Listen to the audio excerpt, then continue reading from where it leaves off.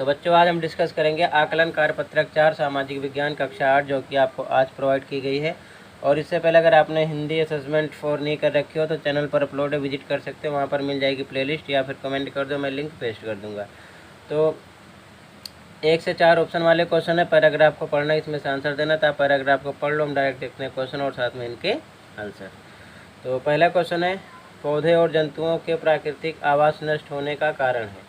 तो फर्स्ट में आपका ए बी दोनों राइट है, इसीलिए सी ऑप्शन राइट हो जाएगा। ए और बी दोनों साइड में आंसर लिखे हुए आ रहे हैं, फटाफट नोट करते चलना, डोंट बी कंफ्यूज। ओके, अगला क्वेश्चन सेकंड, वन्य जीव की कम होती संख्या का एक प्रमुख कारण है।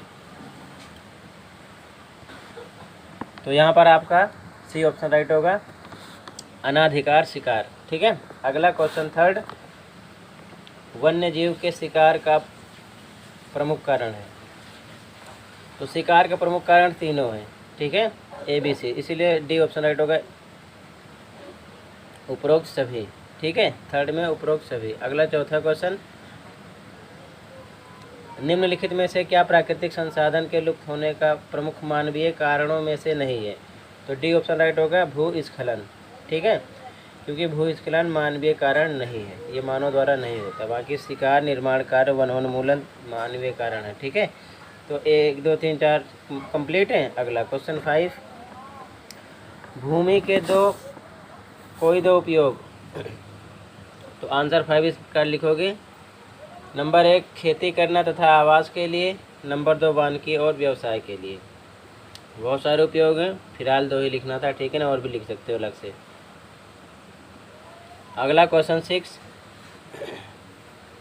पारितंत्र से आप क्या समझते हैं, भारत में प्रति व्यक्ति जल की उपलब्धता कम क्यों हो रही है। तो आंसर लिखोगे, पारितंत्र सभी जीवों को जीवित रहने के लिए एक दूसरे पर आश्रित होना पड़ता है। सभी जीव परस्पर एक दूसरे के साथ साथ अपने भौतिक पर्यावरण के साथ एक पारिस्थितिक इकाई के रूप में अन्योन्य क्रिया करते हैं, जिसे पारितंत्र कहते हैं। और फिर नीचे लिख देना, भारत में बढ़ती जनसंख्या, घटते जल संसाधन, जल की बर्बादी, वनों की कटाई हुआ है ये। ठीक है, वनों की कटाई इत्यादि के कारण जल की उपलब्धता कम है या कम हो रही है। ठीक है, आंसर कौन सा हो गया, ये 6। अगला क्वेश्चन 7, वन्य जीवों के संरक्षण के कोई 2 उपाय। तो लिखोगे, नंबर 1 उपाय में वनों की कटाई पर रोक लगाई जाए, नंबर 2 सामाजिक जागरूकता के द्वारा समाज की भागीदारी सुनिश्चित करना बहुत जरूरी है या आवश्यक है। ठीक है, ऐसा आपको लिखना आंसर नंबर 7 में। क्लियर है। अगला क्वेश्चन नंबर 8 है हमारा, मृदा निर्माण के उत्तरदायी किन्हीं 3 कारकों का वर्णन कीजिए। तो लिखना आंसर में, मृदा निर्माण के लिए उत्तरदायी कारक में नंबर 1 मूल चट्टान, दूसरा जैविक पदार्थ, तीसरा स्थलाकृति। ठीक है, ऐसे लिख लेना, 3 पॉइंट आपके हो जाएंगे, आंसर नंबर 8 हो जाएगा। क्लियर है। अगला क्वेश्चन नंबर 9, है जल एक संसाधन है कैसे।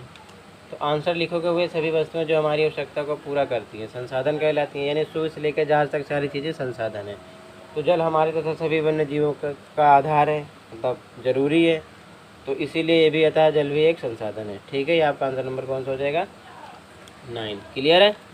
अगला क्वेश्चन नंबर 10 है हमारा, मृदा संरक्षण के किन्हीं 4 उपायों का संक्षेप में वर्णन कीजिए। तो आंसर मृदा संरक्षण के उपाय, तो नंबर 1 लिखना, अधिकाधिक पेड़ लगाओ, मतलब ज़्यादा से ज़्यादा पेड़ लगाओ। दूसरा, अति चराई पर रोक, यानी जानवरों की जो अनियंत्रित चराई है उस पर रोक लगा दो। ठीक है, तीसरा बाढ़ नियंत्रण, और चौथा कृषि की पट्टीदार, नीचे लिख दिया अगर समझ में आए, पट्टीदार विधि अपनाना। ठीक है, तो आपका आंसर नंबर 10। इसी के साथ आपका असेसमेंट 4 कंप्लीट हुआ। अगर वीडियो अच्छी लगी तो लाइक कर दो, चैनल पर नए सब्सक्राइब कर लो, ताकि इसी प्रकार के आंसर आपको आसानी से मिलते रहें।